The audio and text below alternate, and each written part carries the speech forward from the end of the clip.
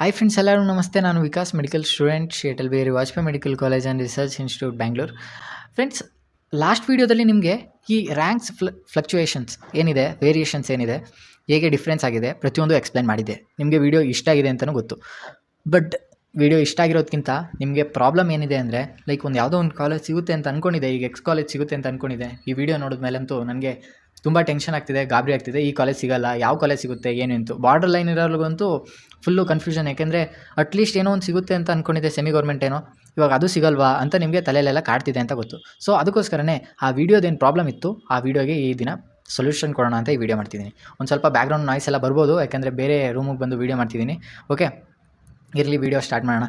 ಇವಾಗ ಈ ಫ್ಲಕ್ಚುಯೇಷನ್ಸ್ ಏನಿದೆ, ರ್ಯಾಂಕ್ ಫ್ಲಕ್ಚುಯೇಷನ್ಸ್ ಎಷ್ಟಾಗ್ತಿದೆ ಅಂತ ಈ ವಿಡಿಯೋದಲ್ಲಿ ತಿಳ್ಕೊಳ್ಳೋಣ. ಫಸ್ಟು ಇವಾಗ ಲೈಕ್ ಅಂಡರ್ 10K ರ್ಯಾಂಕ್ ಇತ್ತು ಅಂದ್ಕೊಳ್ಳಿ. ಅಂಡರ್ 10K ರ್ಯಾಂಕ್, ನಿಮ್ಮದು 10K ರ್ಯಾಂಕ್ ಇತ್ತು ಅಂದರೆ ಈಗ ಒಂದು ಎಕ್ಸ್ ಕಾಲೇಜ್ ಸಿಗುತ್ತೆ ಅಂತ ನೀವು ಅಂದ್ಕೊಂಡಿರ್ತೀರ. 10K ರ್ಯಾಂಕ್ ಇದ್ದು, ಲೈಕ್ ಒಂದು ಯಾವುದೋ BMCನೋ SABV ಯಾವುದೋ ಒಂದು ಸಿಗುತ್ತೆ ಅಂತ ಅಂದ್ಕೊಂಡಿರ್ತೀರ. ಬಟ್ ಇವಾಗ ಈ ಕಾಲೇಜ್ ನಿಮಗೆ ಸಿಗದೇ ಇರೋಂಥ ಚಾನ್ಸಸ್ ಇನ್ಕ್ರೀಸ್ ಆಗೋಯಿತು. ಯಾಕೆ? ಎಷ್ಟು ರ್ಯಾಂಕಿಗೆ ಸಿಗ್ಬೋದು? ಈಗ 10Kಗೆ ಹೋದ ವರ್ಷ ಈ ಕಾಲೇಜ್ ಸಿಕ್ಕಿದೆ ಅಂದರೆ ಈ ವರ್ಷ ಎಷ್ಟು ಸಾವಿರ ರ್ಯಾಂಕ್ಗೆ ಈ ಕಾಲೇಜ್ ಸಿಗುತ್ತೆ ಅಂತ ನಿಮ್ಮ ಕ್ವಶನ್ನು. ಇದನ್ನ ಸೊಲ್ಯೂಷನ್ ಕೊಡೋಕ್ಕೆ ಅಂತ ಇವಾಗ ಮಾಡ್ತಿದ್ದೀನಿ, ನೋಡ್ಕೊಳ್ಳಿ, ಹೇಳ್ತೀನಿ. ಇವಾಗ 10K ವೇರಿಯೇಷನ್ಸಲ್ಲಿ ನಿಮ್ಮದು ರ್ಯಾಂಕ್ ಇತ್ತು ಅಂದರೆ ಅರೌಂಡ್ 10K ನಿಮ್ಮದು ರ್ಯಾಂಕ್ ಇತ್ತು ಅಂದರೆ ಈ ವರ್ಷ 2-3,000 2-3K ವೇರಿಯೇಷನ್ ಆಗ್ಬೋದು. ಈಗ ಲಾಸ್ಟ್ ಇಯರ್ ಒಂದು ಕಾಲೇಜ್ಗೆ 10Kಲಿ ಸೀಟ್ ಸಿಕ್ಕಿದೆ ಅಂದರೆ ಈ ವರ್ಷ ಆ ಕಾಲೇಜ್ಗೆ 2025ಅಲ್ಲಿ ಅರೌಂಡ್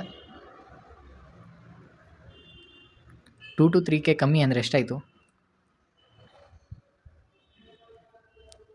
7-8K.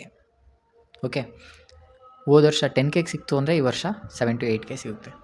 ಅದೇ ರೀತಿ ಒಂದು ರೇಂಜ್ ಲೈಕ್ 70,000, 50,000, 20,000, 85,000, 1,00,000, 2,00,000, 3,00,000 ಆ ರ್ಯಾಂಕ್ ತೆಗ್ದಿರೋರಿಗೆ ಎಷ್ಟೆಷ್ಟು ರ್ಯಾಂಕ್ ಫ್ಲಕ್ಚುಯೇಷನ್ ಫಸ್ಟು ತಿಳಿಸ್ಕೊಡ್ತೀನಿ, ನೋಡ್ಕೊಳ್ಳಿ. ಇವಾಗ ಅಂಡರ್ 10K ಇತ್ತು ಅಂದರೆ 2-3,000 ಫ್ಲಕ್ಚುಯೇಟ್ ಆಗುತ್ತೆ. ಅಂದರೆ ನಿಮಗೆ ಇದ್ರ ಮೇಲೆ ಲಾಸ್ಟ್ ಇಯರ್ ಈಗ ಒಂದು 13Kಗೆ ಸಿಕ್ಕಿತ್ತು ಅನ್ನೋ ಕಾಲೇಜು ನಿಮಗೆ ಈ ವರ್ಷ ಸಿಗ್ಬೋದು. ಅರ್ಥ ಆಯ್ತಾಯ್ತಲ್ವ? ಇವಾಗ ನೆಕ್ಸ್ಟು ಬೇರೆ ರ್ಯಾಂಕ್ಗಳಿಗೆ ಎಷ್ಟೆಷ್ಟು ಫ್ಲಕ್ಚುಯೇಟ್ ಆಗುತ್ತೆ ಅಂತ ತೋರಿಸ್ತೀನಿ ನೋಡಿ. ಇವಾಗ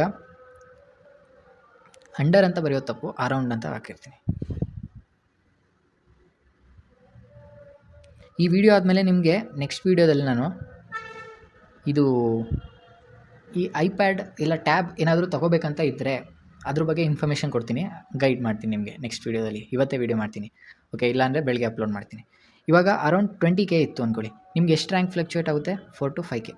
ಅಂದರೆ ನೀವೇನು ಥಿಂಕ್ ಮಾಡಬೇಕು, ಒಂದು 24,000, 25,000 ನಿಮ್ಮ ರ್ಯಾಂಕ್ ಅನ್ನೋ ಥಿಂಕಿಂಗಲ್ಲಿ ನೀವು ಯಾವ ಕಾಲೇಜ್ ಸಿಗುತ್ತೆ ಅಂತ ಮತ್ತೆ ಪ್ರೆಡಿಕ್ಟ್ ಮಾಡಬೇಕು. ಹೇಗೆ ಪ್ರೆಡಿಕ್ಟ್ ಮಾಡೋದು? ನಾನೊಂದು ಪ್ಲೇ ಲಿಸ್ಟ್ ಮಾಡಿ ಇಟ್ಟಿದ್ದೀನಿ, ಓಕೆ? ಆ ಪ್ಲೇ ಲಿಸ್ಟು ಲಿಂಕ್ನ ಡಿಸ್ಕ್ರಿಪ್ಷನಲ್ಲೂ ಸಹ ಹಾಕಿರ್ತೀನಿ. ನೀವೇನು ಮಾಡಬೇಕು, ಆ ಪ್ಲೇ ಲಿಸ್ಟ್ಗೆ ಹೋಗಬೇಕು. ಅಲ್ಲಿ ನಿಮ್ಮದು ಏನೇನು ಕಟ್ ಆಫ್ ವೀಡಿಯೋಸ್ ಏನು ನಾನು ಮಾಡಿಟ್ಟಿದ್ದೀನಿ ಗೌರ್ಮೆಂಟ್ ಕಾಲೇಜ್ದು, ಸೆಮಿ ಗೌರ್ಮೆಂಟು ಒಂದಷ್ಟು ಹಾಕಿದ್ದೀನಿ, ಇವನ್ ಇನ್ನೊಂದು ಸ್ವಲ್ಪ ಇನ್ಕ್ಲೂಡ್ ಮಾಡ್ತೀನಿ ಇವತ್ತು. ಆ ಕಾಲೇಜಸ್ಗೆ ಹೋಗಬೇಕು. ಅಲ್ಲಿ ನಿಮ್ಮದು ರ್ಯಾಂಕು, ಇದೇನು ರ್ಯಾಂಕ್ ಕೊಟ್ಟಿದ್ದೀನಿ ಇದನ್ನ ನಿಮ್ಮ ರ್ಯಾಂಕ್ಗೆ ಆ್ಯಡ್ ಮಾಡಿಕೊಂಡು ಅದ್ರ ಮೇಲೆ ನೀವು ಚೆಕ್ ಮಾಡ್ಕೋಬೇಕು ನಿಮ್ಮದು ಎಷ್ಟು, ನಿಮಗೆ ಯಾವ ಕಾಲೇಜ್ ಸಿಗುತ್ತೆ ಏನೇನು ಅಂತ. ನೀವು ಕಮೆಂಟ್ ಆಗ್ತಿದ್ದೀರಾ, ನನಗೆ ಯಾವ ಕಾಲೇಜ್ ಸಿಗುತ್ತೆ, ನನ್ನ ಸ್ಟೇಟ್ ರ್ಯಾಂಕ್ ಇಷ್ಟು ಅಂತ. ಪ್ರತಿಯೊಂದು ಕಮೆಂಟ್ಗೂ ರಿಪ್ಲೈ ಮಾಡೋಕ್ಕಾಗಲ್ಲ. ನೀವೇ ಅಂದಾಜು ಮಾಡ್ಕೊಳ್ಳಿ. ನಾನು ಒಬ್ಬನೇ ಇದ್ದೀನಿ, ನನ್ನದೊಂದು ಒಂದು ಚಿಕ್ಕ ಫೋನ್ ಇದೆ. ಆ ಫೋನಿಂದ ಎಷ್ಟು ಜನಕ್ಕೆ ಅಂತ ರಿಪ್ಲೈ ಮಾಡಲಿ, ಎಷ್ಟು ಜನಕ್ಕೆ ಅಂತ ಅನಲೈಸ್ ಮಾಡಲಿ. ನಾನೊಬ್ಬ ಸ್ಟೂಡೆಂಟ್, ನಾನು ಡೈಲಿ ಕ್ಲಾಸ್ಗೆ ಹೋಗಬೇಕು, ಪ್ರತಿಯೊಂದು ಕೆಲಸ ಮಾಡಬೇಕು, ಅಲ್ಲಿ ಕೊಡೋಂಥ ಅಸೈನ್ಮೆಂಟ್ಸ್, ವರ್ಕ್ಸ್ ಪ್ರತಿಯೊಂದು ಮುಗಿಸಿ ಇಲ್ಲಿ ವೀಡಿಯೋ ಮಾಡಬೇಕು. ಅದೆಲ್ಲ ಮಾಡೋದ್ರಲ್ಲಿ ಕಮೆಂಟ್ಸ್ ರಿಪ್ಲೈ ಹೇಗೆ ಮಾಡಲಿ? ಪ್ರತಿಯೊಂದು ಅನಲೈಸ್ ಮಾಡಿ. I can't. ಏನಾದರೂ ರಿಪ್ಲೈ ಬೇಕು ಅಂತ ಇದ್ದರೆ ರಿಪ್ಲೈ ನೀವೇ ಮಾಡಬೇಕು. ನನಗೆ ಇದೇ ಯಾವ ಕಾಲೇಜ್ ಸಿಗುತ್ತೆ ಅಂತ ನೀವೇ ಹೇಳಬೇಕು ಅಂತ ಏನಾದರೂ ಇತ್ತು ಅಂದರೆ ಜಾಯ್ನ್ ಆಗಿ, ಚಾನಲ್ಗೆ ಸಬ್ಸ್ಕ್ರೈಬ್ ಮಾಡಿ. ನೆಕ್ಸ್ಟ್ ಜಾಯ್ನ್ ಅಂತ ಏನು ಬರುತ್ತೆ ಅದು ಜಾಯ್ನ್ ಆಗಿ. ನಿಮ್ಗೇನು ಡೌಟ್ಸ್ ಇತ್ತು ಅದನ್ನ ನಾನು ಯಾವಾಗಾದರೂ ಫ್ರೀ ಆದಾಗ ಒಂದು ಸ್ವಲ್ಪ ಟೈಮ್ ತೊಗೊಂಡು ನಿಮಗೆ ರಿಪ್ಲೈ ಮಾಡಿಕೊಡ್ತೀನಿ, ಓಕೆ? ಇವಾಗ ನೆಕ್ಸ್ಟು ಅರೌಂಡು 50K ಇತ್ತು ಅಂದ್ಕೊಳ್ಳಿ. ನೀವು ಎಷ್ಟು ಆ್ಯಡ್ ಮಾಡ್ಕೋಬೇಕು? 7-8K. ಇದು ಹೇಗೆ ಹೇಳ್ತಿದ್ದೀರಾ ಅಂತ ನೀವು ಕೇಳ್ಬೋದು. ಇದನ್ನ ಪಕ್ಕಾ ಅನಾಲಿಸಿಸ್, ಲೈಕ್ ಲಾಜಿಕ್ ಇಲ್ದೇ ಯಾವುದೂ ವೀಡಿಯೋಸ್ ಮಾಡ್ತಿಲ್ಲ ಕಾಮನ್ ಆಗಿ ನಾನು ಇಷ್ಟು ದಿನ, ಓಕೆ? ಪಕ್ಕಾ ಅನಲೈಸ್ ಮಾಡಿ ಹೇಳ್ತಿದ್ದೀನಿ. ಫ್ಲಕ್ಚುಯೇಷನ್ ಇನ್ಕ್ರೀಸ್ ಡಿಕ್ರೀಸ್ ಆ ರ್ಯಾಂಕ್ ಅರೌಂಡಲ್ಲಿ ಕರ್ನಾಟಕದವ್ರು ಎಷ್ಟು ಜನ ಇರ್ತಾರೆ ಅದ್ರ ಮೇಲೆ ಫ್ಲಕ್ಚುಯೇಷನ್ಸ್ ಕಾಣಿಸುತ್ತೆ. ಕರ್ನಾಟಕದವ್ರು ಜಾಸ್ತಿ ಜನ ಇದ್ದರು ಅಂದರೆ ಜಾಸ್ತಿ ಫ್ಲಕ್ಚುಯೇಟ್ ಆಗುತ್ತೆ ಆ ರ್ಯಾಂಕ್ ಅರೌಂಡಲ್ಲಿ. ಕಮ್ಮಿ ಜನ ಇದ್ದರು ಅಂದರೆ ಕಮ್ಮಿ ಫ್ಲಕ್ಚುಯೇಟ್ ಆಗುತ್ತೆ ಅಷ್ಟೇ. ಈಗ 70Kಗೆ ನೋಡೋದಾದರೆ 8-10K. ಇದ್ರ ಮೇಲೆ ನೀವು 10K ಆ್ಯಡ್ ಮಾಡ್ಕೋಬೇಕು. 7-10K ನೀವು ಚೆಕ್ ಮಾಡ್ಕೋಬೇಕು ನಿಮಗೆ ಏನು ಸಿಗುತ್ತೆ ಏನು ಸಿಗಲ್ಲ ಅಂತ. 85K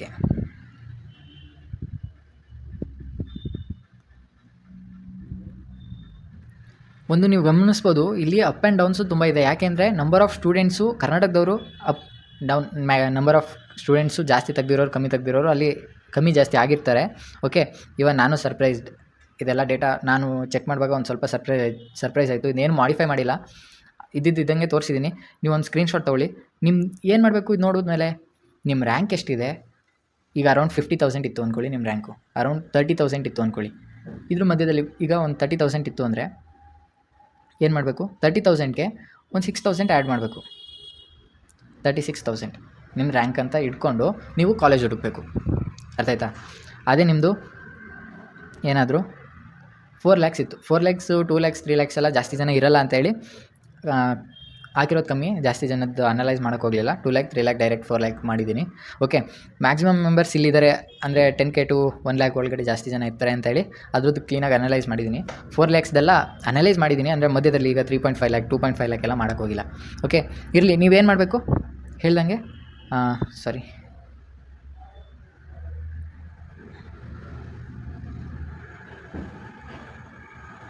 ಓಕೆ, ಏನು ಮಾಡಬೇಕು, ನಿಮ್ಮ ರ್ಯಾಂಕ್ಗೆ ಇಷ್ಟನ್ನ ಆ್ಯಡ್ ಮಾಡ್ಕೋಬೇಕು. ಆ್ಯಡ್ ಮಾಡಿಕೊಂಡು ನಿಮ್ಗೆ ಯಾವ ಕಾಲೇಜ್ ಸಿಗುತ್ತೆ ಅಂತ ಇವಾಗ ಚೆಕ್ ಮಾಡಬೇಕು. ಹೇಗೆ ಚೆಕ್ ಮಾಡಬೇಕು, ನಾನು ಪ್ಲೇ ಲಿಸ್ಟ್ ಇದೆ, ಆ ಪ್ಲೇ ಲಿಸ್ಟ್ಗೆ ಹೋಗಿ ಪ್ಲೇ ಲಿಸ್ಟಲ್ಲಿ ನಿಮ್ಗೆ ಯಾವ ಕಾಲೇಜ್ ಸಿಗುತ್ತೆ ಸಿಗಲ್ಲ ಅಂತ ನೀವು ಒಂದು ಸರಿ ಕ್ರಾಸ್ ವೆರಿಫೈ ಮಾಡ್ಕೊಳ್ಳಿ. ನಿಮ್ಮದು ರ್ಯಾಂಕ್ ಆ್ಯಡ್ ಮಾಡಿದ್ಮೇಲೆ ಲೈಕ್ ಏನಾದರೂ ನಂಬರ್ ಆಫ್ ಸೀಟ್ಸ್ ಇನ್ಕ್ರೀಸ್ ಆಯಿತು ಅಂತ ಅಂದ್ಕೊಳ್ಳಿ, ಲೈಕ್ ಒಂದು ಸ್ಟೆಪ್ ಒಳಗಡೆ ಬರ್ಬೋದು, ಬಟ್ ಇದಕ್ಕಿಂತ ಮೇಲ್ಗಡೆ ಹೋಗೋಕ್ಕಾಗಲ್ಲ.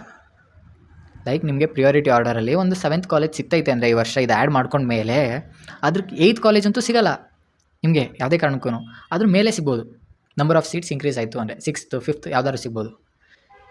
ಮತ್ತು ಇನ್ನೊಂದು ಹೇಳಬೇಕು, ಫಸ್ಟ್ ರೌಂಡಲ್ಲಿ ನಿಮಗೆ ಲೈಕ್ ನೀವು ಅನ್ಎಕ್ಸ್ಪೆಕ್ಟೆಡ್ ಆಗಿ ಯಾವುದೋ ಸಿಗ್ಬೋದು. ಇದು ಸೆಕೆಂಡ್ ರೌಂಡು. ನೀವು ಒಂದು ಸರಿ ಥಿಂಕ್ ಮಾಡಿ, ನೀವು ಸೆಕೆಂಡ್ ರೌಂಡ್ದು ನಾನು ತೋರಿಸ್ತಿರೋದು, ಫಸ್ಟ್ ರೌಂಡ್ದಲ್ಲ. ಏಕೆಂದರೆ ಫಸ್ಟ್ ರೌಂಡು ತೋರಿಸಿದ್ರೆ ಫಸ್ಟ್ ರೌಂಡು ಯೂಸ್ಲೆಸ್. ಯಾಕೆಂದರೆ ಸೆಕೆಂಡ್ ರೌಂಡ್ಗೆ ಹೋಗ್ತಿದ್ದೀವಿ ಅಂತ ಗೊತ್ತಿದ್ಮೇಲೆ ಫಸ್ಟ್ ರೌಂಡ್ ಇಟ್ಕೊಂಡು ಏನು ಮಾಡ್ತೀರಾ ಅಲ್ವಾ? ಸೆಕೆಂಡ್ ರೌಂಡ್ ತೋರಿಸ್ತಿರೋದು. ನೀವು ಫಸ್ಟ್ ರೌಂಡಲ್ಲಿ ಏನೂ ಸಿಗದೇ ಇದ್ರೂ ಒಂದು ಸ್ವಲ್ಪ ತಾಳ್ಮೆ ತೊಗೊಂಡು ಮತ್ತೆ ಸೆಕೆಂಡ್ ರೌಂಡ್ಗೆ ಹೋದರೆ ನಿಮಗೆ ಏನು ಇವಾಗ ಥಿಂಕ್ ಮಾಡ್ತೀರಾ, ಇದಾದಮೇಲೆ ಏನು ಥಿಂಕ್ ಮಾಡ್ತೀರಾ, ಆ ಕಾಲೇಜ್ ಅಲಾಟ್ ಆಗುತ್ತೆ. ಓಕೆ, ಚೆಕ್ ಮಾಡ್ಕೊಳ್ಳಿ. ಏನಾದರೂ ಚೆಕ್ ಮಾಡಬೇಕಂತ ಇತ್ತು ಅಂದರೆ ಜಾಯ್ನ್ ಆಗಿ ಕಮೆಂಟ್ ಹಾಕಿ, ಆ ಕಮೆಂಟ್ಗೆ ರಿಪ್ಲೈ ಮಾಡ್ತೀನಿ.